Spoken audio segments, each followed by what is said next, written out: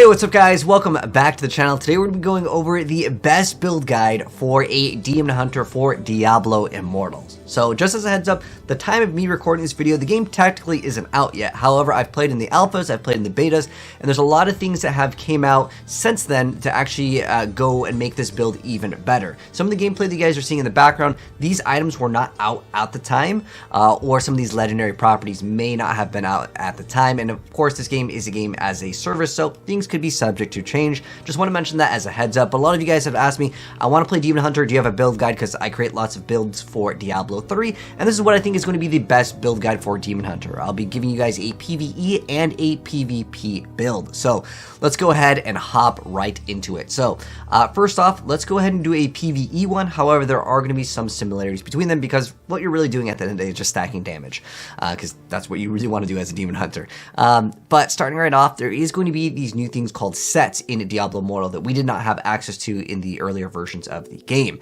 So starting right off, this is called the Windloft Perfection. I believe it is the hands down best set in the game for PvP. There's like really no doubting it. The reason why is because of the 6-piece bonus. So let's go over all of the bonuses real quick because it's important to know all of them.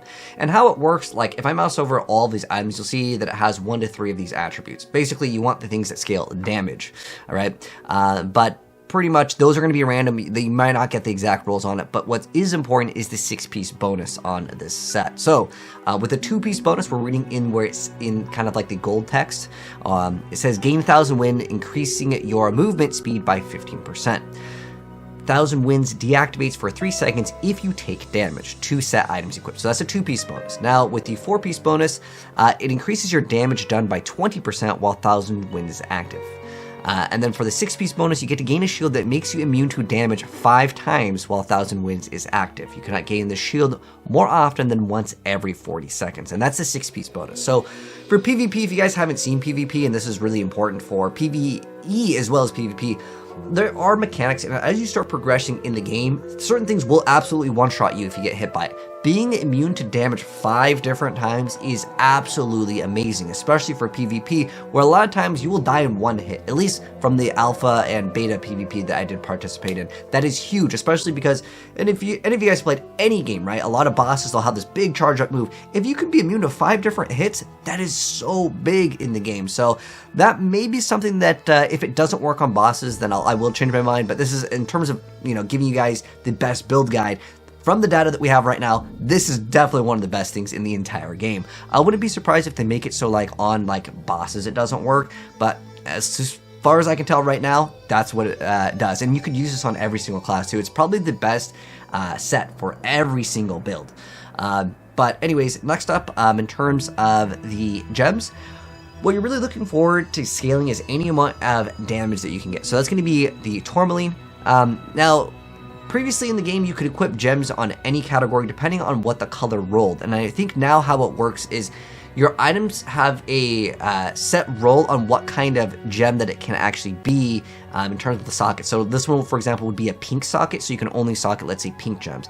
There are different gems that do exist in the game, but sometimes you cannot put them in every single location. But for the most part, you want damage, so that's going to be the Tourmaline, or in this case, it's like considered a red gem, but technically it's pink. Like I said, there are different like color slots that can be for different gems, but pretty much just anything that's going to give you damage, armor penetration, that's really the stat that you're looking forward to. On the gloves, for example, you can see we cannot throw that particular color, so that's why it has to be resistance. So I think they want to give us a more well-rounded character experience, so you can't just slam in as much damage as possible into every single like socket. But next up for the belt, again, just more damage and more armor pen. It's pretty much going to be the same, I would say, most people's builds. It's they used to have like combat offensive rating, and now it's just like your combat rating. They kind of like changed that up. Again, some things I'm mentioning, like in the gameplay, we didn't have certain access to a lot of these things, so the gameplay, yeah, may be a little bit different because I don't have all of these pieces of gear because we were limited to the amount of like levels that we could push during the closed alpha as well as the beta for Immortal. But let's go ahead and go over the charm. So how the charm system works, and I'll pin some videos down below in case any of you guys do want to check out how the charm system works. So how the charm system works is it's almost like a bonus just to damage, but you have to roll it, and it's kind of difficult to get the ones, like to get all of these is going to be very, very, very difficult. But what I would really look out for is anything that gives you multi-shot damage. Basically how it works is you get to get like 10% damage on whatever skill. It's just a small bonus, but don't worry too much if you don't get all of these, you know, at the start. It's going to be a long process before you get like your charm up to 5 anyways. But in terms of the helmet, I think Call of the Absolute Punishment is one of the best ones. It's just multi-shot damage and cooldown when you get the thing awakened. There's like a bonus stat on it. And then for the chest piece, the Heart of Vengeance is great. That's going to increase your Vengeance cooldown, and that's going to be by 25%. That's actually pretty big. And then for the shoulders, I really like the multi-shot launching 2 additional homing rockets, just more damage, because multi-shot is one of the best skills in the game, especially for PvE. And then we have the Cough's Unrelenting Fury.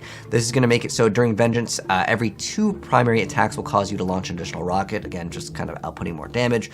And then we have Breath of Winter. This makes it so multi-shot now fires frost arrows, so it's going to slow things down CCing. This could actually be good for PvP as well, to actually proc some of their things that, like, you know, stop some sort of like CC, so you can actually activate it so you can burst them down later.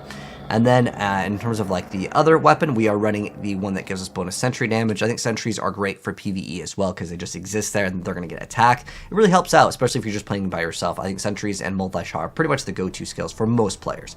Now, in terms of the skills, we are running Explosive Arrow. So the only 2 options is you have Explosive Arrow that does AoE, it does a little bit less damage. For PvP, I actually prefer the other one, but for PvE, I think Explosive Arrow is great because it just hits more targets, right? And then we have Rain of Vengeance, so that's just going to be an AoE that just, you know, it's just like Rain of Vengeance in Diablo 3. It does damage. There are some legendaries that can kind of change things up, but more damage is always good, especially against, you know, AI. And then we have Sentry, and I really like Sentry comboing it with Rain of Vengeance because you throw down the Sentry, the AI attacks the Sentry, then you throw the Rain of Vengeance, so you're not taking damage, the Sentry's taking damage, and then Rain of Vengeance cleans things up. Then we have Multi-Shot. This is great for just drawing aggro, great skill. And then I really like Vengeance on every single build. The reason why, it doesn't say it here, but Vengeance actually gives you a passive for extra movement speed. The more movement speed that you have, the more things that you'll be able to clear and start aggroing and just be able to clear out content much faster. Now, this is the PvE one, so obviously how the Paragon system works, you want to put points into like everything that you can, but there's an active thing that you can tick, and what this active thing allows you to do is take the square nodes, so the rest of them won't be basically active. But in terms of the treasure hunter tree, I think it's one of the best for PvE, especially at the start, because you're going to be really looking for some nodes. So Swift Learner gives you 50% more XP, and I recommend a lot of people to actually spec into this earlier on because you want to start farming up, you want to get your legendaries, right? So getting 50% more XP, that's a huge nice buff, right? And then on top of that, you also get a huge bonus on this next notable. So how it works is, in order to get like the square, you have to put enough points in here to make it to the next one. But I'm just going to go over the square ones because the rest are just like stats, like you guys can see this. But get treasure find first. This gives you 50% increased equipment drop rate from elite monsters in outdoor areas. So you're going to be getting that. And then also you're going to have to get the gold find. But the thing that you're really looking forward to is getting the increased bonuses granted by treasure find and lucky from 50 to 75%. So that's going to be kind of nice.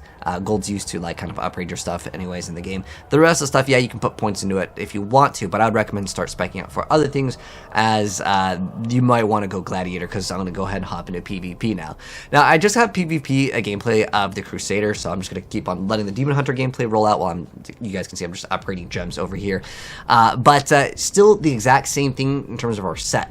So in Diablo Immortal, you don't get sets as in like your main pieces of gear, like your helmet and your weapons. You don't get set pieces there. The set pieces come from these other like trinkets, like your belt, your gloves, boots, you got your rings, and I believe this is the amulet. That's where you get your set items from. But yeah, pretty much the same across the board. And then instead of getting multi-shot damage, we just get crossbow shot damage, or you can get whatever damage that you personally prefer to like roll onto, but I think crossbow shot is great, especially because this is PvP. There's 2 different builds I'm giving you guys. This is going to be for the PvP. And so what you want to do is just get crossbow shot, because you're just going to be spamming this in PvP, just hoping someone pushes forward and, you know, you're going to hit them and get some extra damage. For our helmet, we're running Boundless Ingenuity. This grants us an extra daring swing charge. So this is all about burst for the build. Like, we're going to go in, burst people down.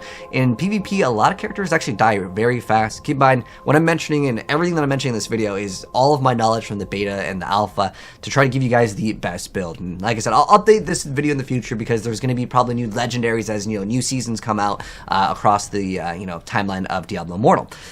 So this just gives us an extra charge on Daring Swing. It also increases the damage, but Daring Swing is one of like the best abilities for PvP, considering it makes it so you can't take damage. Darkness Embrace is really good as well. It just makes the smoke screen last longer and it becomes thicker. However, it's longer lasting smoke that maintains concealment while you're hit in it. However, you will be briefly visible each time you attack. So there's a small moment where you're going to be able to be attacked. But how we do this is we basically initiate, we go in, we pop smoke screen with one shot, and then we get back out because we're going to be using things that gives us immunity to taking damage. So next up, we have the Chill Wrath Mantle. Let's make it so Daring Swing when we go in, and also when we go out, we're going to be putting chill on the ground, so that's going to be chilling enemies, making them move slower, as well as giving us extra damage. Really just here for like this slow effect, though, because there wasn't really anything good in the shoulder department. Now for the pants, this is really big. It makes it so our critical hit chance is increased by 50% for 1 second after smokescreen concealment ends. So once that stops, you know, you're going to be 50%, you know, extra crit chance. That's huge in Diablo. That basically almost guarantees your next shot will be hitting, especially because we're going to be scaling crit anyways. Great thing. And then smoke screen cooldown is also decreased, which is another bonus. Next up, we have Ember Burst. So this is going to be our main weapon. Smoke screen cooldown. Yeah, the smoke screen is so powerful for PvP because it works with your party. And then we have the Hungerer. So it's going to make it so crossbar shot will now pierce through enemies and strike additional enemies behind. This could be great against anything that would have a pet or something that can be hit. Interesting enough, Crusader actually has a build where you can actually summon these towers, but it's mainly against like builds that would have a pet to block. Necromancer can actually do that, where like if they just have a minion there, if you shoot, it's gonna hit the minion, right? So this will make it so it's gonna go through and hit additional enemies behind. I like this one. There isn't really anything good in like the offhand here. Now in terms of the skill, we're using crossbow shot. That one deals more damage, but it doesn't do AoE. And then we have Daring Swing. This is the ability where you're able to launch a rope. You've probably seen it in the trailers, but the reason why we use it is because you can't take damage. The enemies can't attack you while doing it. And now that we have 2 charges, we can initiate with it. It's going to freeze the ground, and we can't take damage in it. Now, Diablo Immortal has animation canceling on most of the abilities, at least, again, in the alphas and betas that I've played, it has pretty good animation canceling. So what you would do is you'd be invulnerable, you use this to initiate if you want to, and then you instantly pop smoke screen that's going to conceal you and your teammates for 2.5 seconds. And then concealed targets may not be attacked, so they can't actually hit you, which is really good. Now, I'm not sure if this means if there's any like pools of ground or anything like that where you could get hit. I'll have to do some more testing on this, because they definitely will probably be working on the PvP. A lot of times PvP, you are just getting one tapped, but if you're not be able to get attacked, that could be pretty good as well. And then you just use Daring Swing because we have 2 charges now. That's like the really big thing with the legendaries. A lot of these legendaries, by the way, compared to Diablo 3, they're not super build defining, with the exception of getting 2 charges of like a mobility, right? And then knockback shot is really great. However, you want to use it once you have actually procced something that's going to make it so the enemy is like CC'd or like immobilized, which I'll get to in a second. With the legendary gems. Now, we're also running Vengeance on here. It doesn't show up here, but it does give you additional movement speed, and that's going to be great for PvP, right? Now, in terms of the Paragon tree, pretty much just going straight and getting the cheat death would probably be the most viable option to get. So pretty much you're just going to start pathing. Either if you want to go and get quick-witted, or you can get Trapper. It kind of depends on what you want. They kind of do the same thing at the end of the day, is try to help you with surviving. I think quick-witted probably will be better though, because it reduces the duration of loss of controlled effects against you. I'm not sure how hard they're going to nerf the Crusader, but the Crusader will like chain you up with a horse, and it is like you're like the 10% reduction doesn't matter, you're dead. With this, laying the trap doesn't really matter. They're not really that big of a difference, so I'd probably still would take quick-witted over the other one, because this one's just permanent versus this one has like a very large 240-second cooldown. But if this Trapper, I'm not sure exactly how this works, if this actually just makes it so it immobilizes, or it makes it so they are just like slowed if they hit the trap. Again, that's something I can't really give you info on, but either way, the only thing that really matters is cheat death for the Gladiator in terms of the tree for the Paragon system. So this makes it so if you would die, you're going to be set to 1 life, and it makes you immune to stuns for 3 seconds. And after 3 seconds, you get to recover 60% of your life. Now, what's interesting with this is I'm not sure if this also makes you, it says immune to stuns for 3 seconds. So if the fatal attack reduces you to 1, the next damage would actually kill you, right? Now, I'm wondering if poison would also start proccing this. So basically, that means if you have any poison in your build, any damage over time, if this activates, then I will mention, like, you can actually swap out a gem here. That would probably be like the Black Rose, which I think is a really underrated gem, which we'll get into. But pretty much all you really want is cheat death. The rest of the stuff, yeah, I get more damage, that's all good, but this is like the most important thing to rush. Then just fill out the rest of the tree, because that's what you're going to be doing, as you're going to probably try to pick out one tree and just spec into as many points as possible. The other one, the reason why I didn't put the rest of the points into it is because I want to show you, you go for that one first, but this one over here, you're probably just going to end up maxing out, because how it works in Immortal is you can select which one is technically active. Now, going into the legendary gems, let's go over that, because that's actually quite important as well. So we're running Berserker's Eye in both of the builds. It's just more damage. You take more damage, but it's fine. As long as you one-shot them before they one-shot you, hey, that's all that counts, right? We're running Blood-Soaked Jade. This is just giving you extra attack speed as well. Actually, wait, it's all damage dealt up to by 8% and your movement speed.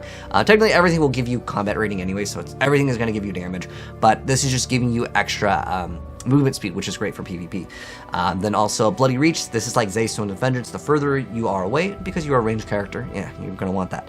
And then also Phoenix of the Ashes. This will be in every single PvP build. It's basically a cheat death that grants you an Absorb Shield. And then we have the Hunger. This is one of the best gems in the game. Now, I had it in the alpha and the beta of the game, but it didn't work properly. So how it works now, it used to just give you some sort of like leech. So how it works now is you heal 40% of the base damage plus a flat amount of life each time you defeat an enemy. Cannot occur more than once every 20 seconds. So basically for PvP, how it would work is you would have this like heal system, but it only let you get up to, I believe it was like 70 or 75 was the number. At least at the time that I played. And so this will let you like top off, and it's the only way that you're going to be able to heal and kind of like move around at the same time without some sort of like heal like built in to like recover X amount of HP when you use, let's say, a skill. I think it's really good for PvE and PvP, but it just really lets you top off because, again, you die very, very quickly in PvP. Now this one over here, the Black Rose, is actually one that you'll get as you progress in the game really easy because it's just a 1-star gem. The gems, depending on their rarity, they can be a little bit like better, but at the start, like Blood Soaked is really, really good, and as well as like Phoenix is one of the best gems in the game. This is like the priority one. Get this one, get it leveled up so you have the secondary bonus, just like you would in like Diablo 3 once you reach like, was it rank 25? But the Black Rose is actually really good. So everyone will be running Uncontrollable for Gladiator in PvP, right? Because it's when struck by a effect that makes you lose control of your character, you're going to be immune to it, but it can only occur once every 30 seconds, right? So what you do is you make sure that the Black Rose gets procced. How it gets procced is actually 10% chance when the enemies hit you that you'll just activate these vines that just immobilize them. And because you're playing Demon Hunter, you're ranged. If you get hit by, like, let's say a barb or something like leaps in, a monk, right? Because they have different abilities to kind of close the gap. If they hit you with that, they're just going to lose, control of their character. They'll probably activate, it's going to auto-activate this, right? And then you could use something like Knockback Shot, which will actually stun the enemy, and because you want to make sure that you activate Uncontrollable, the rest of the stone runes, they're like a 2% chance to proc. This is actually one of the higher like activation chances on something, just to make it so it activates this, and then you stun them because they have to be colliding with something. If Knockback Shot is able to register, a 3-second stun is a GG, all right? I believe they are nerfing some of the stats for the duration of like crowd control effects for PvP, so some of these numbers may change. Like, for example, PvP, it may only be a 1-second stun, but a 1-second stun in a PvP game is still like insanely powerful. So that's why I'm running the Black Rose. It's not just like for just the 10%. It's basically to negate the Uncontrollable. I think that'll be a very, very strong one as well.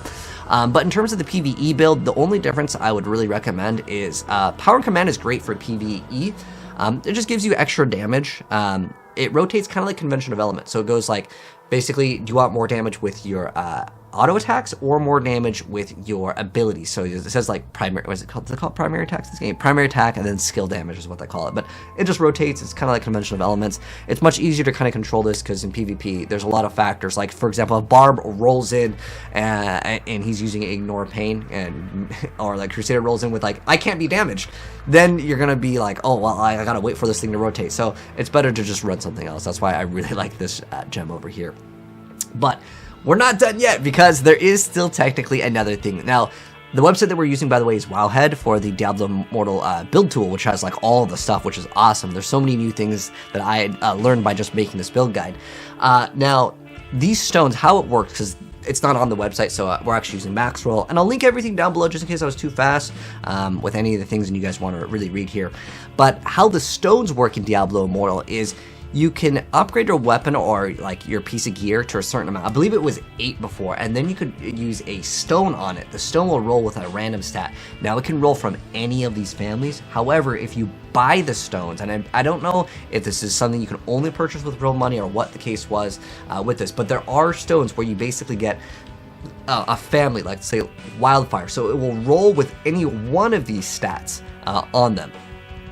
Now there's also a family set bonus. I don't actually know what the requirement was. It was really hard to actually get these in the alphas and beta, so it does have a family set bonus. I'm guessing it's if you have multiple. I don't know if you have to have all 6 or what the case is. But I guess it says rank 6 over here. Okay, so family's bonus when a single piece of primary has 3 bonuses for the same family. Okay, so you get 3 of the same. Okay, to actually get this. A lot of this information, by the way, is subject to change as the game does go on because it's a live service, and technically at the moment of me making this video, it's not out yet. But anyways, the Wildfire Stone is probably one of the best ones. The reason why is it gives you that flat crit chance, which is pretty good, and heal party members on death could be interesting too. Like, it's weird that like that one is a stat on it, but basically it randomly rolls whatever you're getting on it. But the Vengeance Stone is also really good. This is damage to players, but also gives you increased attack speed. Now, like, the family set bonus on the Vengeance is absolutely insane. A 2% chance to increase all damage by 100%. That could be like you win because of a 2% chance, right? That could be insane. This whole like 2% chance when you kill an enemy, summon a fireball, spitting hydra, that's cool, but it's such a small chance. Obviously for PvE, I'd say Wildfire is really, really good and probably your go-to. For PvP, Vengeance Stone is probably your go-to. But there are also good other family bonuses, like for example, Ravager Stone could be great as well, because when you kill an enemy, there's a family set bonus. There's a 2% chance to make the corpse explode. Now, I don't know if that works in the PvP, like if you kill one player, and I don't know what the damage is for this, but like if this damage is like based off a percent of like the HP, like an actual corpse explosion, yeah, you could probably one-shot a lot of people in PvP with this effect. If it does scale with like, let's say health, and then it turns it into damage. Like if you guys have played Path of Exile, like like the explodey like effect is just absolutely insane. A corpse explosion is a damage scaler that is just so incredibly high. So if it does work like that, then Ravager Stone would be insane for PvP, because if there's 2 people next to each other, they're just both dying, right? If you kill one. And this build, the whole goal is to pop people as fast as possible. There's also other ones where, like, again, you remember how I was saying like that 10% was pretty high? This as the set bonus, yeah, that's a 2% chance, so that can be a little bit rough. But that's why I'm running that Blood Rose one. And then there's another one where it's like you get absorbed. Like most of these are like too small.